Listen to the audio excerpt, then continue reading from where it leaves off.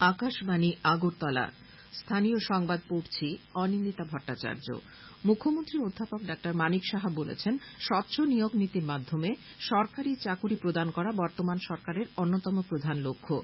যারা যোগ্য তারা যাতে কোনোমতেই বঞ্চনার শিকার না হন সেদিকে নজর রেখে কাজ করে চলেছে সরকার। গতকাল অরুন্ধতী নগর পঞ্চায়েতি রাজ ট্রেনিং ইনস্টিটিউটে CDPO, ICDS supervisor, PA2 panchayat নির্বাহী অফিসার পদে যোগ্য প্রার্থীদের মধ্যে অফার লেটার বিতরণ অনুষ্ঠানে একথা বলেন তিনি বলেন, গত 2018-19 অর্থবর্ষ থেকে শুরু করে 2023-24 অর্থবর্ষ পর্যন্ত group A, B, C, D মিলিয়ে মোট 13,661 জনকে বিভিন্ন দপ্তরে সরকারি চাকুরি প্রদান করেছে রাজ্য সরকার। অনুষ্ঠানে মুখ্যমন্ত্রী সহ অন্যান্য অতিথিরা মোট 473 জনকে বিভিন্ন দপ্তরের জন্য অফার লেটার বিলি করেন। আসন্ন ত্রিস্তর পঞ্চায়েত নির্বাচন উপলক্ষে গতকাল ত্রিপুরা বিজেপি প্রদেশ কার্যালয়ে একটি সাংগঠনিক বৈঠক অনুষ্ঠিত হয়। বৈঠকে উপস্থিত ছিলেন মুখ্যমন্ত্রী অধ্যাপক ডা মানিক সাহা, মন্ত্রী প্রণজিৎ সিংহ রায়, বিজেপি রাজ্য সভাপতি রাজীব ভট্টাচার্য সহ অন্যান্য কার্যকর্তারা। বৈঠকে দলীয় কার্যকর্তাদের নিজ নিজ এলাকায় জনসংযোগ কার্যক্রম শুরু করার আহ্বান জানানো হয়। পাশাপাশি স্থানীয় লোকজনের সমস্যাগুলো সমাধানের জন্য কার্যকর্তাদের নির্দেশ দেওয়া হয়। রাজ্যে আসন্ন রথযাত্রা উৎসবের প্রস্তুতি খতিয়ে দেখতে গতকাল সচিবালয়ে মুখ্যমন্ত্রী প্রফেসর ডা মানিক সাহার সভাপতিত্বে এক ভার্চুয়াল বৈঠক অনুষ্ঠিত হয়। বৈঠকে মুখ্য সচিব JK সিনহা, রাজ্য পুলিশের মহানির্দেশক অমিতাভ রঞ্জন এবং মুখ্যমন্ত্রীর সচিব ড PK চক্রবর্তী উপস্থিত ছিলেন। রাজ্যের সমস্ত জেলার জেলাশাসক এবং পুলিশ সুপারগণ ভিডিও কনফারেন্সের মাধ্যমে এই সভায় উপস্থিত ছিলেন। সভায় মুখ্যমন্ত্রী বলেন, রাজ্যের ঐতিহ্যবাহী ধর্মীয় উৎসবের মধ্যে অন্যতম হচ্ছে রথযাত্রা উৎসব। এই উৎসব যাতে সুষ্ঠুভাবে সম্পন্ন হয় সেদিকে সকলকে বিশেষভাবে নজর দিতে হবে। যে কোনো ধরনের অপ্রীতিকর ঘটনা এড়াতে সম্ভাব্য সব রকম ব্যবস্থা নেওয়ার নির্দেশ দেন তিনি।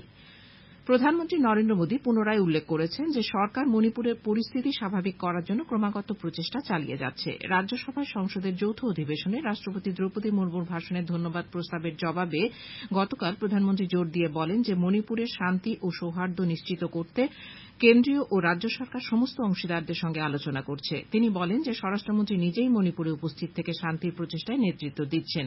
তিনি সংসদকে জানান যে এখন মণিপুরে স্কুল, কলেজ, অফিস এবং অন্যান্য প্রতিষ্ঠান স্বাভাবিকভাবেই চলছে।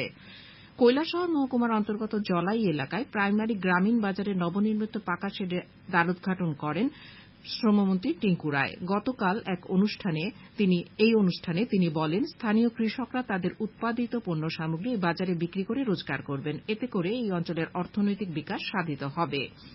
ত্রিপুরা মধ্যশিক্ষা পর্ষদ পরিচালিত এবছরের মাধ্যমিকে 3,199 জন ছাত্রছাত্রী ও উচ্চ মাধ্যমিকে 4,236 জন ছাত্রছাত্রী বছর বাঁচাও পরীক্ষায় অংশ নিতে পারবে। যে সমস্ত ছাত্রছাত্রী বছর বাঁচাও পরীক্ষায় অংশ নেবে তাদের আগামী 8 থেকে 11 জুলাইয়ের মধ্যে সংশ্লিষ্ট বিদ্যালয়ের আবেদনপত্র জমা দিতে হবে। পরীক্ষা নেওয়া হবে জুলাই মাসের শেষ সপ্তাহে।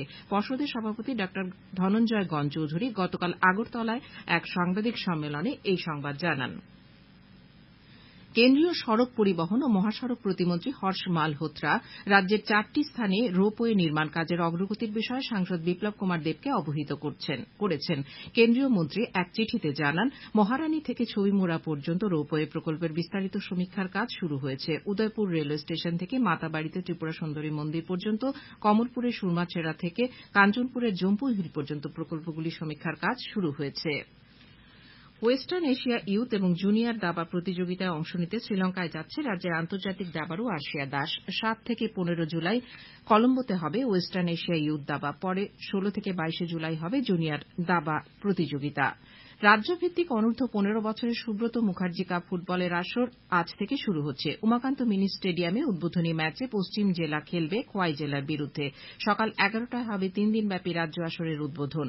5ই জুলাই সকালে গ্রুপ লিগের ম্যাচ এবং বিকেলে হবে দুটি সেমিফাইনাল ম্যাচ।